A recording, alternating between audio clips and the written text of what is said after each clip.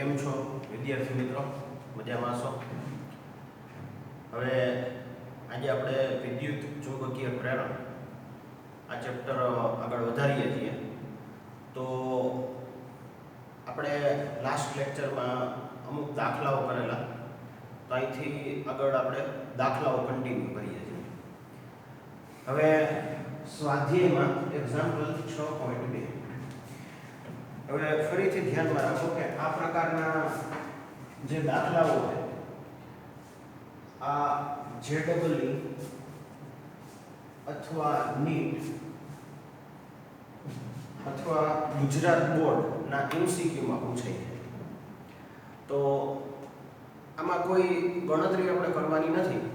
એટલે આવા જે દાખલાઓ છે એ ગુજરાત બોર્ડમાં MCQ તરીકે અથવા JEE અથવા નીટમાં પૂછાય છે.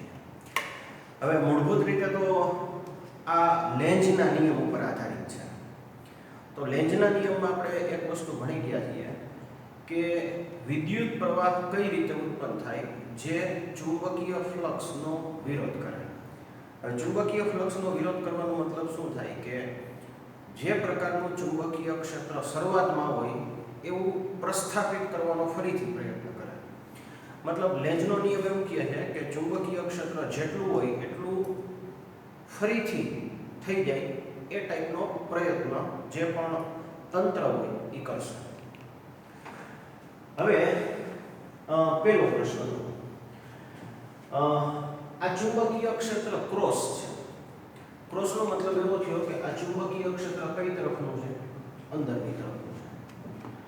આમાં એક લૂપ મૂકેલી છે અને આ એરો એવું બતાવે છે કે આ લૂપનું વિસ્તરણ થઈ છે. આ એરો આપણે એવું બતાવે છે કે આ લૂપ જે છે એનું વિસ્તરણ થઈ છે. આ રીતે તો શું થશે? હવે જો આ લૂપનું વિસ્તરણ થાય તો સૌથી પહેલા એનું ક્ષેત્રફળ વધે.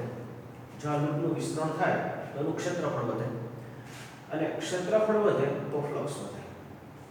કોઈ પણ ધારો કે આ રીતનું એક સમતલ વિચારો કે આમાં એક ચુંબકીય ક્ષેત્ર છે અને એમાં જે લૂપ મૂકેલી છે એનું ક્ષેત્રફળ વધે. ક્ષેત્રફળ વધે તો ફ્લક્સ વધે. લેન્ઝના નિયમ પ્રમાણે આ એવો પ્રયત્ન કરે કે ફ્લક્સ હતું એટલું ને એટલું પાછું થઈ જાય. દાખલા તરીકે આને આપણે આ રીતે સમજો. ધારો કે ફ્લક્સ 20 હતું અને 30 થઈ ગયું. ફ્લક્સ 20 હતું અને 30 થઈ ગયું. તો એ એવો પ્રયત્ન કરે કે ફ્લક્સ છે એ ફરીથી પાછું 20 થઈ જાય. તો એના માટે શું કરે કે જે ફ્લક્સ 20 થી વધીને 30 થયું છે એને સંતુલન કરવા માટે પોતે 10 નું ફ્લક્સ ઉત્પન્ન કરે. પણ કઈ રીતે? તો કે ઓપોઝિટ દિશામાં. તો આનો મતલબ એવો થયો કે વિરુદ્ધ દિશામાં ફ્લક્સ ઉત્પન્ન કરશે. આ વિરુદ્ધ દિશાનો મતલબ શું થયો? તો કે જે ઓરિજિનલી ચુંબકીય ફ્લક્સ હતું, ચુંબકીય ક્ષેત્ર એ આ ટાઈપનું હતું, તો એનો ઓપોઝિટ મતલબ આ રીતે. તો એનો મતલબ એવો થયો કે જે ચુંબકીય ક્ષેત્ર અથવા ફ્લક્સ ઉત્પન્ન થશે એ આ ક્રોસની ઓપોઝિટમાં મતલબ ડોટ. હવે ડોટનો મતલબ થાય બહાર નીકળવું. અને મેં તમને શીખવાડ્યું છે કે બહાર નીકળતું ચુંબકીય ક્ષેત્ર એ હંમેશા નોર્થ પોલ હોય, મતલબ કયો ધ્રુવ? ઉત્તર ધ્રુવ. અને ઉત્તર ધ્રુવ માટે જે વહન પામતો પ્રેરિત થતો વિદ્યુત પ્રવાહ હોય એ વિષમ ઘડી દિશામાં હોવો જોઈએ. તો એનો મતલબ એવો થયો કે આમાં જે વહેતો વિદ્યુત પ્રવાહ છે એ વિષમ ઘડી દિશામાં હશે. વિષમ ઘડી દિશા કઈ રીતે? માની લો અહીંથી શરૂ થાય તો A D C B A આ રીતે વિષમ ઘડી દિશામાં વિદ્યુત પ્રવાહ વહેશે. હવે આમાં તમારે સમજવાનું શું છે? તો કે આમાં સમજવાનું એ છે કે અહીંયા જે ક્રોસ છે, ક્રોસ આ ટાઈપનું ચુંબકીય ક્ષેત્ર વધે છે તો એને બેલેન્સ કરવા માટે ડોટ પ્રકારનું ચુંબકીય ક્ષેત્ર ઉત્પન્ન થાય છે. હવે બીજી આકૃતિ. બીજી આકૃતિમાં જે ચુંબકીય ક્ષેત્ર છે એ ડોટ છે. ડોટ મતલબ આ ટાઈપનું ચુંબકીય ક્ષેત્ર બહાર નીકળતું. અને આપણે એવું કહેવામાં આવ્યું છે કે આ એક લૂપ છે, આ એક લૂપ, અને એનું ક્ષેત્રફળ ઘટે. આ લૂપનું સંકોચન થાય છે આ રીતે. અને એનું ક્ષેત્રફળ ઘટે છે અને મતલબ જે આખું સર્કલ હતું આ રીતે એ એક પાતળા તારમાં ફેરવાઈ જાય છે. તો સૌથી પહેલી વસ્તુ કે અહીંયા ક્ષેત્રફળ ઘટે છે. હવે ક્ષેત્રફળ ઘટે તો ફ્લક્સ પણ ઘટે. ક્ષેત્રફળ જો ઘટે તો આની સાથે સંકળાયેલું ચુંબકીય ફ્લક્સ છે એ ઘટે. તો લેન્ઝનો નિયમ શું કહે છે કે બેલેન્સ થવું જોઈએ. તો એનો મતલબ એવો થયો કે ધારો કે અહીંયા ફ્લક્સ છે એ 40 થી ઘટી અને 35 થયું છે માની લો. અહીંયા ફ્લક્સ છે એ 40 થી ઘટીને 35 થયું છે. તો આ એવો પ્રયત્ન કરશે કે ફ્લક્સ છે એ ફરીથી પાછું 40 થઈ જવું જોઈએ. તો એનો મતલબ એવો થયો કે એ જે ફ્લક્સ ઘટ્યું છે એવું જ ફ્લક્સ ઉત્પન્ન કરી દેશે. તો અહીંયા શું થશે કે જે ફ્લક્સ ઘટ્યું છે આવું જ ફ્લક્સ ઉત્પન્ન થશે. હવે કઈ ટાઈપનું ફ્લક્સ ઘટ્યું છે? કઈ ટાઈપનું ફ્લક્સ ઘટ્યું છે? તો કે અહીંયા બહાર નીકળતું મતલબ ડોટ પ્રકારનું ફ્લક્સ ઘટ્યું છે. તો એ આવું જ ફ્લક્સ ઉત્પન્ન કરશે. આવું ફ્લક્સ ઉત્પન્ન કરે એટલે એ ડોટ ઉત્પન્ન કરે. ડોટ મતલબ n ધ્રુવ, n મતલબ વિષમઘન. તો વિષમઘનનો મતલબ શું? તો કે a dash, d dash, c dash, b dash, a dash. હવે જો આમાં એક તમારે ધ્યાનમાં રાખવાની વસ્તુ છે. ક્રોસ, ડોટ, નોર્થ, સાઉથ, સમઘડી, વિષમઘડી. આમાં થોડુંક કન્ફ્યુઝન થઈ શકે છે. એટલે આને આ રીતે સમજો. લેન્ઝનો નિયમ એવો પ્રયત્ન કરે કે ઓરિજિનલ સ્થિતિ પાછી આવી જાય. માની લો ચુંબકીય ક્ષેત્ર 80 થી વધીને 90 થયું હોય. ચુંબકીય ક્ષેત્ર 80 થી વધીને 90 થયું હોય તો એ એવો પ્રયત્ન કરે ફરીથી પાછું 80 થઈ જવું જોઈએ. તો એના માટે જે પ્રકારનું ચુંબકીય ક્ષેત્ર વધ્યું હોય એની ઓપોઝિટ નું ઉત્પન્ન થાય. બીજી શક્યતા, ધારો કે ચુંબકીય ક્ષેત્ર છે એ 60 થી ઘટીને 50 થયું. ચુંબકીય ક્ષેત્ર છે એ 60 થી ઘટીને 50 થયું. તો એ એવો પ્રયત્ન કરે કે ચુંબકીય ક્ષેત્ર ફરીથી પાછું 60 થઈ જવું જોઈએ. તો એના માટે એ જે ટાઈપનું ચુંબકીય ક્ષેત્ર ઘટ્યું હોય એ જ ટાઈપનું ચુંબકીય ક્ષેત્ર ઉત્પન્ન કરે. એટલે અહીંયા આ બરોબર સમજો કે અહીંયા ચુંબકીય ફ્લક્સ વધે. કઈ ટાઈપનું વધે છે? ક્રોસ. ચુંબકીય ફ્લક્સ વધે છે કઈ ટાઈપનું વધે છે? ક્રોસ. તો એને બેલેન્સ કરવા માટે એ ડોટ ઉત્પન્ન કરે. અહીંયા ચુંબકીય ફ્લક્સ ઘટે. કઈ ટાઈપનું ઘટે છે? તો કે ડોટ. તો એને બેલેન્સ કરવા માટે એ ડોટ પ્રકારનું ચુંબકીય ક્ષેત્ર ઉત્પન્ન કરે. તો આ દાખલામાં બીજી કોઈ ગણતરી નથી. આટલું ધ્યાનથી જોઈ લેજો. આ MCQ માં જનરલી પૂછાય એવો પ્રશ્ન છે. હવે એક્ઝામ્પલ 6.3 આજે એ છે સ્વાધ્યાય એક્ઝામ્પલ 6.3. હવે આમાં પહેલા રકમની માહિતી આપણે સમજીએ. આપણે એવું કીધું છે કે એક સોલેનોઇડ છે અને એમાં વિદ્યુત પ્રવાહ જે છે એ 2 એમ્પિયર થી બદલી અને 4 એમ્પિયર થઈ જાય. એટલે સોલેનોઇડ માંથી વહેતો વિદ્યુત પ્રવાહ જે છે, ધારો કે આ રીતે આપણે વિચારીએ, આ સોલેનોઇડ છે એમાંથી વહેતો વિદ્યુત પ્રવાહ 2 એમ્પિયર થી બદલી અને 4 એમ્પિયર થઈ જાય. એની વચ્ચે એક ગાળો, મતલબ એક એવી રચના કે જેની પાસે ક્ષેત્રફળ એ મૂકેલું છે અને સોલેનોઇડ માટે એકમ લંબાઈ દીઠ આંટાઓની સંખ્યા 15 પ્રતિ સેન્ટીમીટર. હવે આપણે ખબર છે કે સેન્ટીમીટરની જગ્યાએ 10⁻² ઘાત મૂકી શકાય. એટલે આ 1500 પ્રતિ મીટર છે. પ્રતિ મીટર આંટાઓની સંખ્યા 1500 છે. જે ગાળો છે એનો એરિયા છે 2 સેન્ટીમીટર સ્ક્વેર. તો એને આપણે મીટર સ્ક્વેરમાં ફેરવી નાખીએ અને જે પ્રક્રિયાનો સમયગાળો છે એ 0.1 સેકન્ડ છે.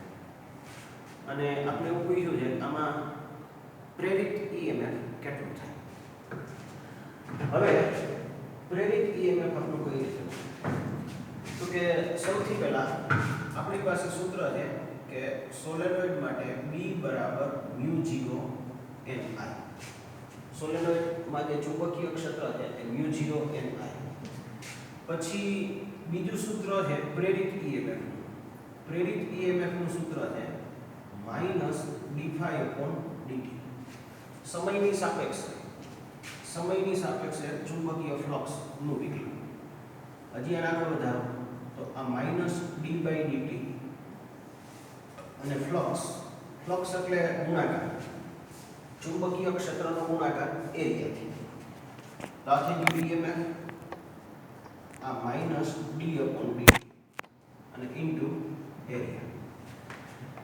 હવે B ચુંબકીય ક્ષેત્રની કિંમત આ લખી નાખો. તો આ કિંમત થઈ μ0 Ni.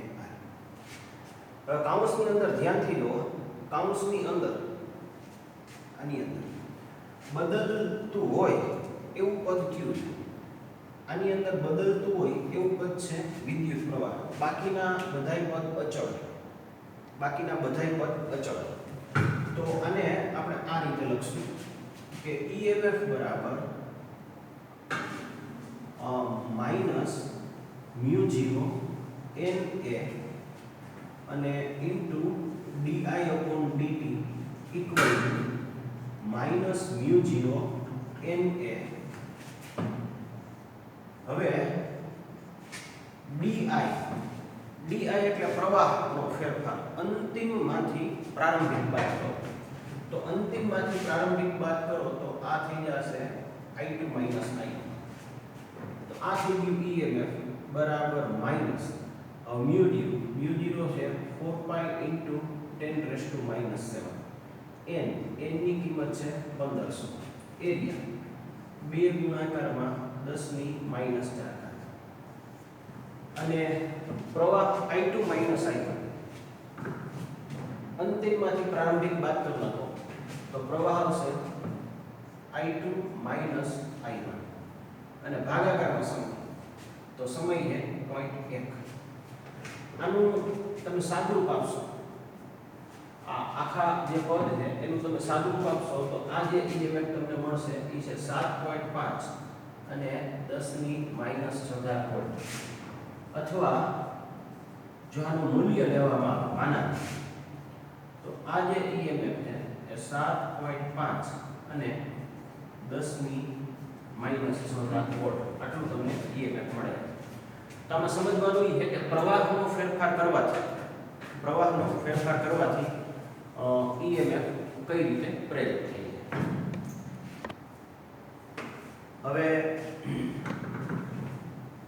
સ્વાધ્યાયમાં એક્ઝામ્પલ 6.4. હવે આ જે દાખલો છે એ બે ભાગમાં છે. સૌથી પહેલા આપણે એવું કીધું છે એક ચુંબકીય ક્ષેત્ર આ રીતે છે ક્રોસ. તો ચુંબકીય ક્ષેત્ર જે છે એ આ દિશામાં. હવે એવું કીધું છે એક લંબચોરસ ગાળો છે, હવે માની લ્યો આ રીતે એક લંબચોરસ ગાળો છે. હવે આ લંબચોરસ ગાળો જે છે એ ચુંબકીય ક્ષેત્રમાંથી બહાર નીકળે છે તો બે રીતે નીકળી શકે. જો આ દિશામાં ગતિ થાય આ રીતે તો આ ચુંબકીય ક્ષેત્રમાંથી બહાર નીકળી, અથવા જો આ રીતે જાય આ રીતે તો પણ ચુંબકીય ક્ષેત્રમાંથી બહાર નીકળી. પણ આમાં તમારે ધ્યાન શું રાખવાનું છે કે L કોને લેશો? L. હવે તમારે થશે શું કે ધારો કે આના આપણે ડાયમેન્શન વિચારો, આ રીતે આપણે આપ્યું કે આ 8 સેન્ટીમીટર છે અને આ 2 સેન્ટીમીટર, બરોબર. હવે પ્રશ્ન એ છે કે આપણે એટલી તો ખબર છે કે EMF જોતું હોય, EMF તો EMF જે આપણે મેળવશું એ BLV થી મેળવશું, બરોબર. અહીંયા EMF જોતું હોય તો B આપણે રકમમાં પાસે 0.3, બરોબર. અને વેગ આપ્યો છે 1 સેન્ટીમીટર પ્રતિ સેકન્ડ, મતલબ 10⁻⁷. માઇનસ 2 પણ પ્રશ્ન એ છે કે એલ તમે કોને લો? તો ફરીથી કહું છું, ઈએમએફ નું સૂત્ર છે BLB. અહીંયા ઋણ નિશાની પણ મૂકી શકાય, પણ કારણ કે આપણે મૂલ્ય જોઈએ એટલે ઋણ નિશાની નથી મૂકતા. બી તમને રકમમાં આપ્યા છે, વેગ તમને રકમમાં આપ્યો છે, એલ કોને ગણશું? તો આમાં તમારે ધ્યાન રાખવાનું છે કે આ ચુંબકીય ક્ષેત્રમાંથી બહાર નીકળે. તો આ કેસમાં L બરાબર 8 થશે. અને જ્યારે આ રીતે બહાર નીકળ્યું તો આ કેસમાં L બરાબર 2 થશે. એનો અર્થ એવો થયો કે જ્યારે તમે આની ગણતરી કરશો, આની ગણતરી BLB, તો અહીંયા ફરીથી ચુંબકીય ક્ષેત્ર 0.3 અને વેગ 10 ની -2. હવે જો બેમાં મેં L ની કિંમત બાકી રાખી. તો જો આ રીતે ગાળો બહાર નીકળતો હોય તો અહીંયા 8 સેન્ટીમીટર આવે, મતલબ 8 ગુણાકારમાં 10 ની -2. અને જો આ રીતે બહાર નીકળતો હોય તો અહીંયા 2 સેન્ટીમીટર, 2 ગુણાકારમાં 10 ની -2. તો પ્રેરિત થતું EMF આ બેનો ગુણાકાર મતલબ 2.4 ગુણાકારમાં 10 ની -4 થતો હોય. અને અહીંયા પ્રેરિત થતું EMF આ બેનો ગુણાકાર મતલબ 0.6 અને 10 ની -4. તો આમાં તમારે આ એક વસ્તુ જોવાની છે કે બેમાં જે L ની કિંમત છે એ અલગ અલગ છે. હવે બીજો પ્રશ્ન આને પૂછ્યો છે કે અને બહાર કાઢવા માટે જે સમય લાગે અથવા EMF કેટલો ટાઈમ ઉત્પન્ન થાય છે એ કઈ રીતે લખી છે? તો એને આપણે આ રીતે લખીએ, આ રીતે કે વેગ બરાબર અંતરના છેદમાં સમય. વેગ કેટલો? 10 ની -2. સમય આપણે ખબર નથી. અહીંયા એક ફરીથી આ જ લખું છું કે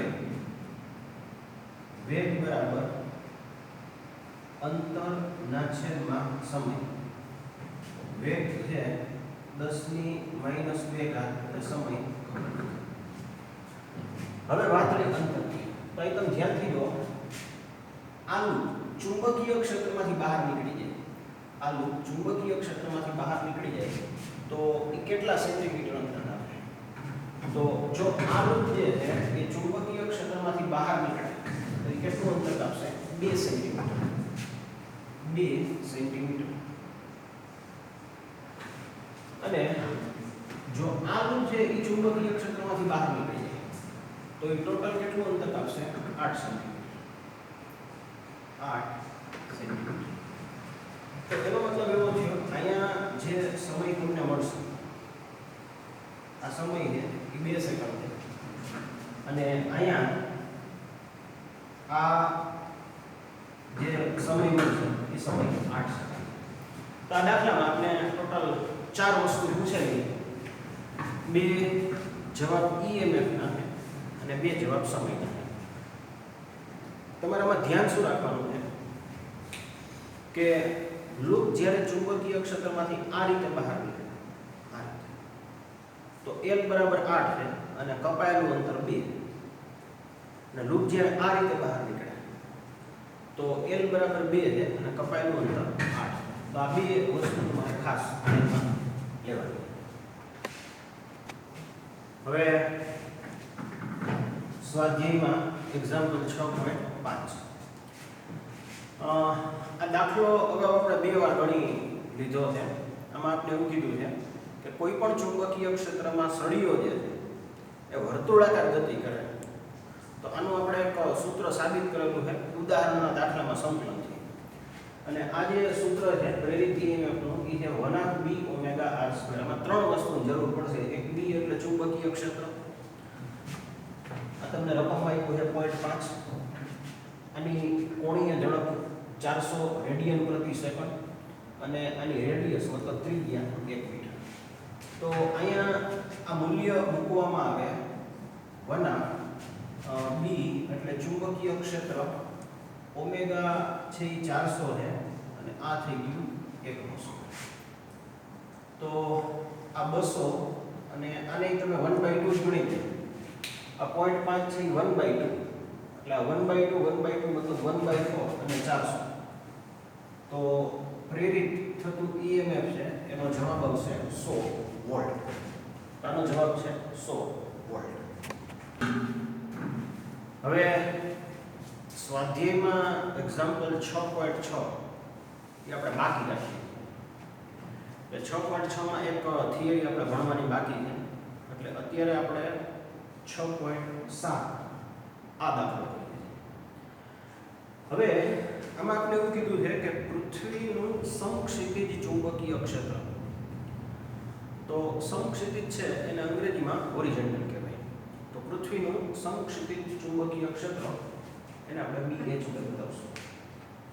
તો આપણી પાસે જે સૂત્ર છે B એને બદલે આપણે લખ્યું BH LV. ચુંબકીય ક્ષેત્ર રકમમાં આપ્યું છે, આની લંબાઈ ખબર છે, આનો વેગ ખબર છે. તો પ્રેરિત EMF તમને 1.5 અને 10⁻³ આટલું મળશે. હવે આપણે એવું કીધું છે કે આ સળિયો જે છે એ પૂર્વ પશ્ચિમ દિશામાં રહેલો છે. તો આમાં જે બળ લાગે એ IL × B આ પ્રમાણે લાગે. હવે જો માની લ્યો આ જે છે એ વિદ્યુત પ્રવાહની દિશા છે IL, બરોબર? IL ચુંબકીય ક્ષેત્ર સમક્ષિતિજ મતલબ આ દિશામાં છે, આ ચુંબકીય ક્ષેત્ર દિશા. તો IL × B મતલબ આ બળ ઉપરની તરફ. ને લેન્ઝના નિયમ પ્રમાણે ગતિનો વિરોધ થાય આ દિશામાં બળ પ્રેરિત થાય અથવા બળ ઉત્પન્ન થાય. તો આ પશ્ચિમથી પૂર્વ દિશા છે એ EMF ની છે. અને તમને આમાં એવું પૂછ્યું છે કે કયો છેડો ઊંચા સ્થિતિમાન હશે. તો પશ્ચિમથી પૂર્વ છે એનો મતલબ પશ્ચિમ છેડો છે પોઝિટિવ છે અથવા ઊંચા સ્થિતિમાને હશે. હવે સ્વાધ્યાયમાં એક્ઝામ્પલ 6.8 હવે બહુ સામાન્ય ગણતરી છે. આપણે કીધું છે આત્મપ્રેરકત્વ. આપણે થિયરીમાં બે વસ્તુ ભણ્યા હતા, એક અન્યોન્ય પ્રેરકત્વ અને એક આત્મપ્રેરકત્વ.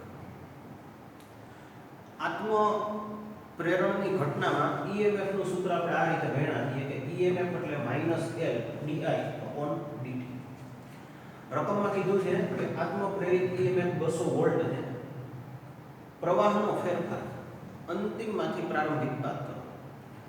તો શરૂઆતમાં પ્રવાહ 5 એમ્પિયર હતો એ ઘટીને 0 થઈ ગયો. તો શરૂઆતમાં પ્રવાહ 5, અંતિમ પ્રવાહ 0 અને સમયનો ફેરફાર છે 0.1.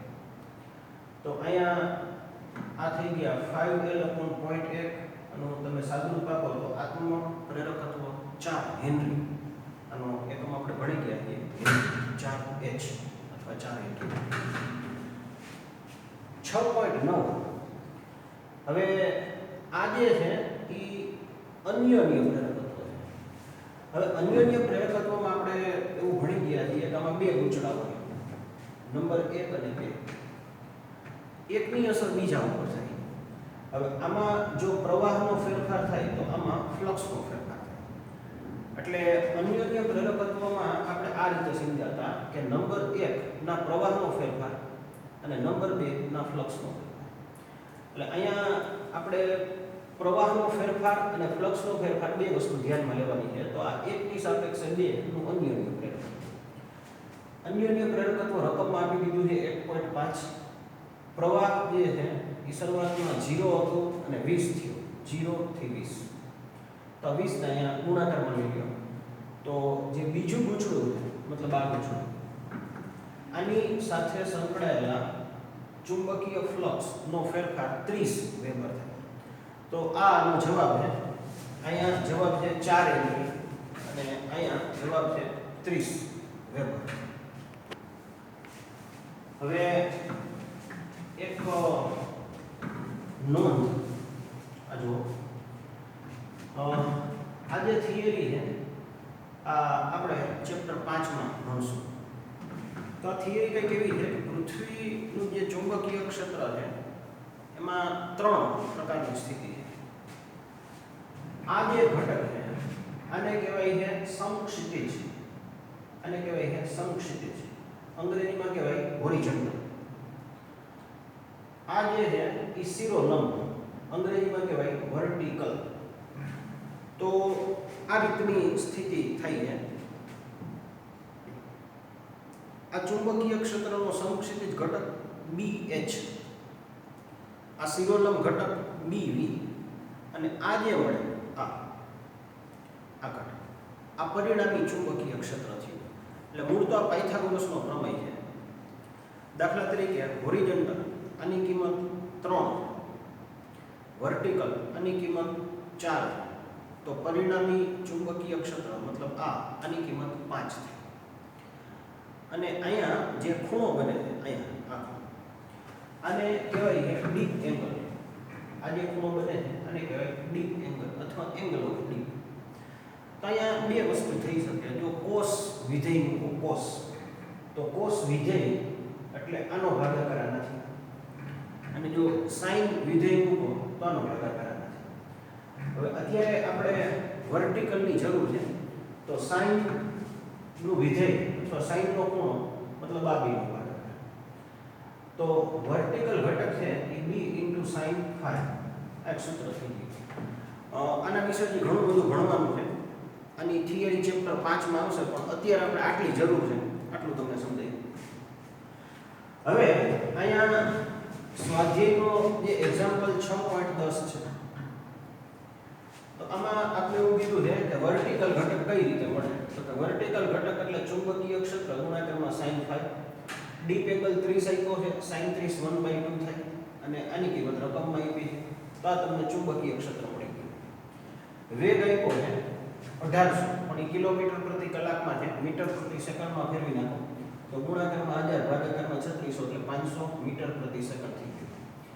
અને આ વર્ટિકલ ઘટકને લીધે પ્રેરિત થતું EMF, વિમાનમાં પ્રેરિત થતું EMF, ચુંબકીય ક્ષેત્રનો વર્ટિકલ અથવા શિરોલંબ ઘટક અથવા ઉર્ધ્વ ઘટક, લંબાઈ અને વેગ આ બધાયનું મૂલ્ય મૂકી દો તો પ્રેરિત EMF 3.1 વોલ્ટ જેટલું મળશે. હવે વધારાનું સ્વાધ્યાય એમાં એક્ઝામ્પલ 6.11. આપણે હમણાં થોડીક વાર પહેલા એક દાખલો જોયો, એમાં એક લંબચોરસ કાપો હતો અને 8 અને 2 આના ડાયમેન્શન હતા. તો સૌથી પહેલા આનું ક્ષેત્રફળ 8 નો ગુણાકાર 2 થી, પણ કારણ કે આ સેન્ટીમીટરમાં છે તો 16 ગુણાકારમાં 10⁻⁴ મીટર સ્ક્વેર. હવે આમાં એવું કીધું છે આનું ચુંબકીય ક્ષેત્ર ધીમે ધીમે ઓછું થતું જાય છે. ધીમે ધીમે ઓછું થતું જાય છે. કઈ રીતે?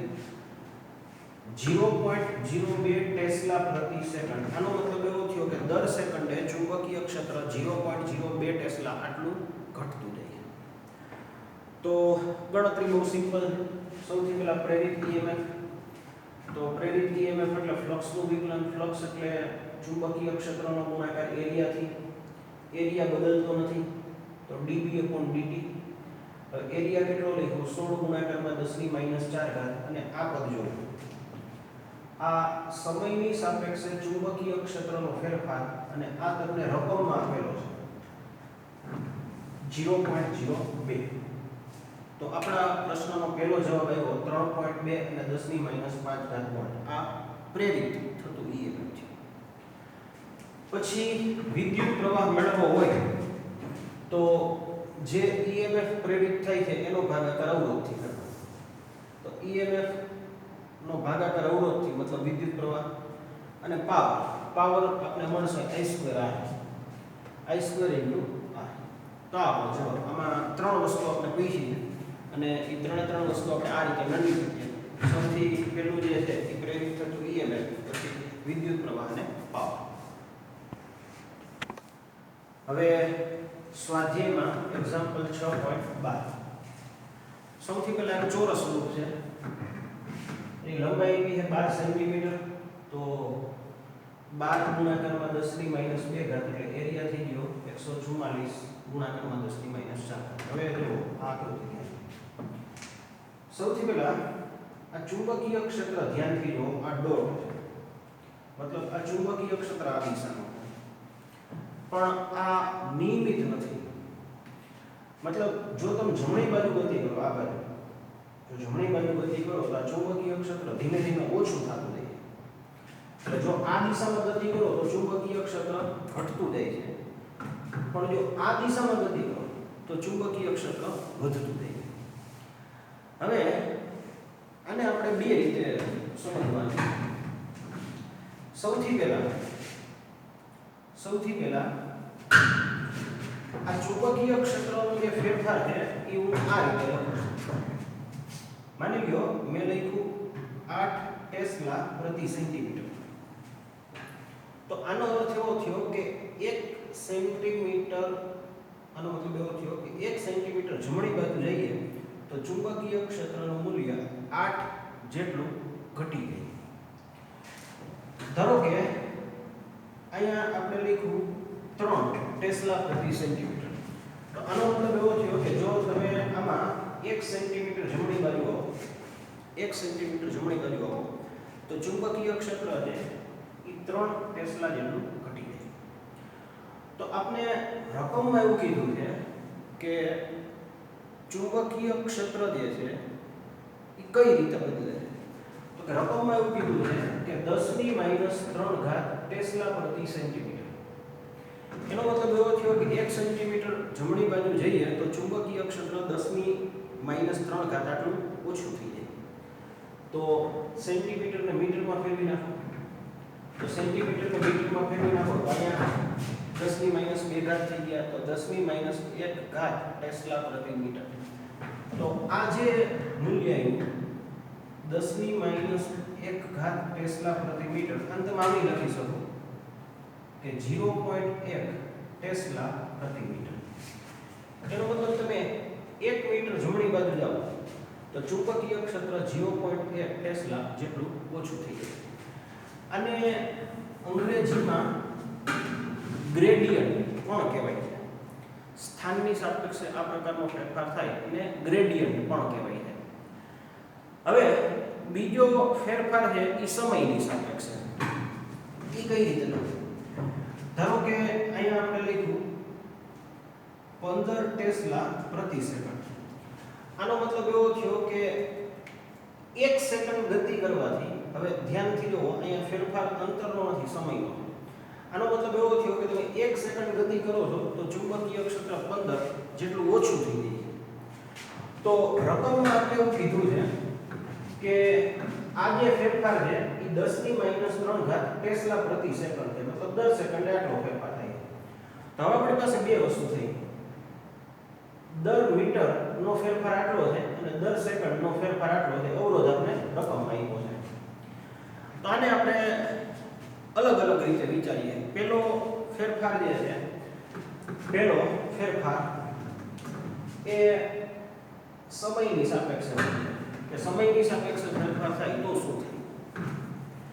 તો આને આપણે EMF નંબર 1 કહી દઈએ. E1 dϕ/dt, phi ની જગ્યાએ b * a. એરિયા અચળ છે તો dB/dt. અહીંયા આ dB/dt છે આપણે. તો dB/dt છે આ ચુંબકીય ક્ષેત્રનો ફેરફાર કોની સાપેક્ષે થયો? સમયની સાપેક્ષે. ચુંબકીય ક્ષેત્રનો ફેરફાર સમયની સાપેક્ષે 10⁻³ છે. એરિયા તમને ખબર છે. તો આ જે કાંઈ મળ્યું એ EMF નંબર 1. આ પહેલો ફેરફાર. પછી બીજો ફેરફાર છે આ સ્થાનની સાપેક્ષે. બીજો જે ફેરફાર છે એ સ્થાનની સાપેક્ષે. હવે સ્થાનની સાપેક્ષે જો ફેરફાર જોતો હોય તો ફરીથી જુઓ. હવે જો કન્ફ્યુઝન શું છે કે આ જે પદ આવ્યું આ તો ચુંબકીય ક્ષેત્રનો સમયની સાપેક્ષે ફેરફાર બતાવે છે અને આપણે સ્થાનનો ફેરફાર જોઈએ છે.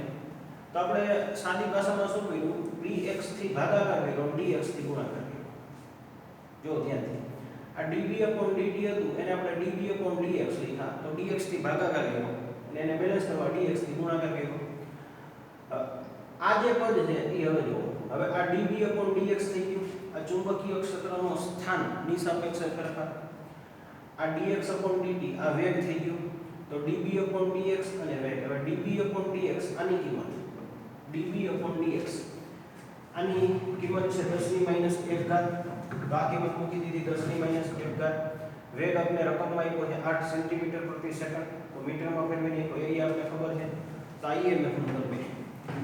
હવે તમારે કુલ EMF જોતું હોય તો E1 અને E2 બેયનો સરવાળો કરવાનો.